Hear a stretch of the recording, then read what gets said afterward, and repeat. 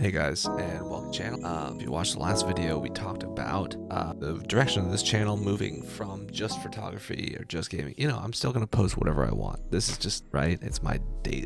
But I want to focus more on different types of content creation along with photography. And one of the other things that I create is a podcast. And if you don't know that, you'll see the link in this description or whatever. We'll have the card here. Yeah, so you can go check out that podcast. But so I want to talk about kind of how I make that podcast, me and my co-host as well, and the equipment that we use. We started with a PreSonus Audio Bob Blue one, and it had two mic inputs, so we only had two SM58s, and the SM58 is a fantastic choice for a podcast. They are one of the premier vocal mics ever made. They sound excellent, and they've got built-in shock mounts, so if they get jostled around, that shock noise is gone. I use this mic. This is the Rode Podmic. It's about the same price as M58, but it's not meant to be handheld. It is designed to kind of have that broadcast dynamic look, that broadcast dynamic sound, but no shock mounting. You can just hear everything. And unfortunately, I just manhandle my mics all the time. I'm notorious. By the way, for any of the mics I talk about, we'll have links in the descriptions to Podcastage. If you don't know that channel, he does fantastic reviews of all kinds of mics and audio interfaces, and he's a great resource. So if you're looking to start a podcast and want really in-depth reviews, check out Podcastage. But on his recommendation, or his test, I should say, bought this Rode Pod mic. I just like the way it sounds. Another mic that is this, which is designed to mimic the SM58 sound, and it is designed just like the SM58. It's like a handheld, got some internal shock mounting. But this is the Behringer Ultra Voice XM8500, and so that you kind of allude to it in the name. But these mics you can buy for like around $20, and they're like sturdy, and they do also sound pretty good. So, $100 for the real thing, $20 for a knockoff, that'll work. If you're trying to just build a studio quickly, or if you're just trying to, you need a mic, you can pick these up on Amazon pretty quick. You're like, oh, we're gonna have another guest. Oh, we're down a mic. Okay, but those are XLR microphones, XLR dynamic mic. Other microphone options if you're starting a podcast.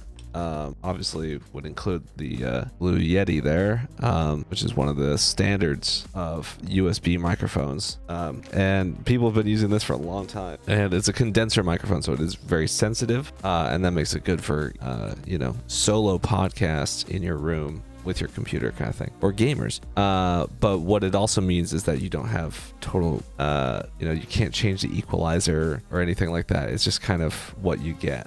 So there's no intermediary device, I should say. So if you're using an XLR microphone, you need an audio interface into your computer, or you need something that's going to be able to record your XLR mic.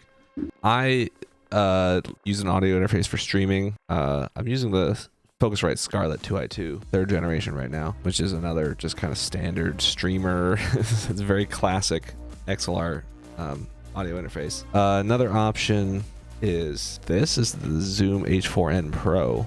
I think it actually can work as an audio interface, but it's battery operated, 2 AA's, and you can also have like a DC jack, but it's not USB. There is a USB to transfer files, but it's great for walking out because it has the 2 stereo mics on top.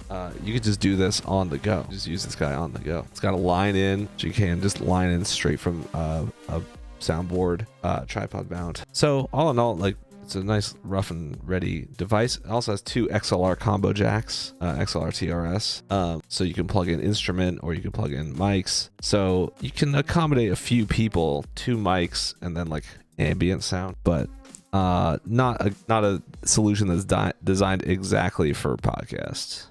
Whereas this is another Zoom device. This is a Zoom Podtrak P4, and the reason it's P4 is it's got 4 XLR inputs. They're not TRS combo jacks, so they can only accept XLR mics. So they know exactly what they're doing. It's designed exactly for this kind of mic in that kind of situation where you want to have 4 people. It's really awesome. It's really simple.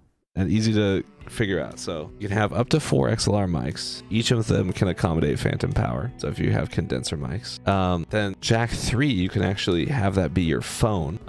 And you can have that be your phone through a TRS cable, or you can actually buy this separate attachment and have it be your phone on Bluetooth. So you can have someone call in on Bluetooth, or you could, Facebook call somebody, any of those kind of phone options, and have this pick it up, be able to talk to them. It's actually really fun to be able to talk to somebody on Bluetooth. If they call you and you have the mic and the headphones, you can actually hear them holding it up to your phone. You can do other things.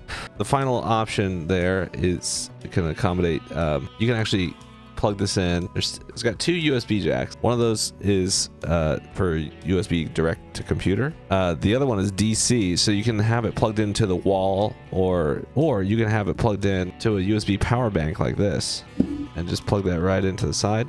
And it does have kind of a tricky power button, but boom, starts right out. Little LCD screen on there. This thing picks up fingerprints. Then you've got each channel has its own mute button, which is awesome. This Focusrite 202 does not have any mute buttons. It's just unfortunate. Then it's got 4 sound pads, so you can have sound effects plugged in, including your theme song, whatever you want. Then you got simple track control buttons. It's got built-in equalizer, USB mix minus, low cut, high pass, all that good stuff.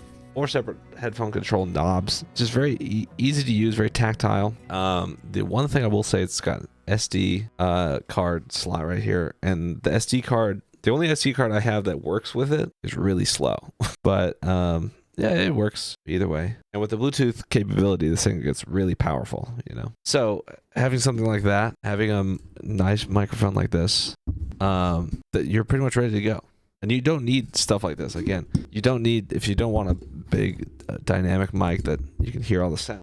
These are really great options. These are Comica lavalier mics, XLR lavalier mics. So you can just plug them, again, straight into your Zoom, or on the go. You can just plug it into this. And it's kind of the classic kind of newscaster sound is right there. So it's just, yeah, that's how I do it. That's how we started, was with just XLR mics, Zoom Podtrak, and then you have to have content, but that's on you guys. We'll talk about writing segments and stuff in another episode, but thank you guys for watching. Happy podcasting, and stay tuned for more videos about this and other topics of content creation.